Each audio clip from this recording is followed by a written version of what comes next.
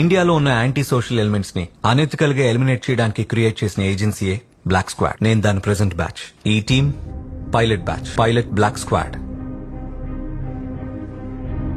మీరు చనిపోయారు అనుకున్న colonel Vikram, he's agent Vikram. 1980s లో ప్రైమ్ మినిస్టర్ డైరెక్ట్ గవర్నెన్స్ కింద ఒక స్ట్రింగ్ టీం సృష్టించబడింది. Initially it was called a prince garden and later on black squad అని పేరు మార్చబడింది. బ్లాక్ స్క్వాడ్ పైలట్ బ్యాచ్ లో 11 మెంబర్స్ ఉండేవాడు.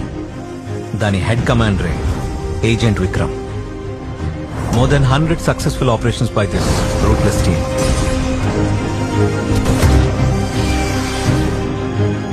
అన్ఫార్చునేట్లీ 1991 లో జరిగిన ఆపరేషన్ తప్పుదారి పట్టడం వల్ల ఏజెన్సీ వీళ్ళకి ఎదురు తిరిగింది. టిల్ డేట్ ఈ 11 మందిలో 4 బాడీస్ మాత్రమే missing. That includes Vikram as well.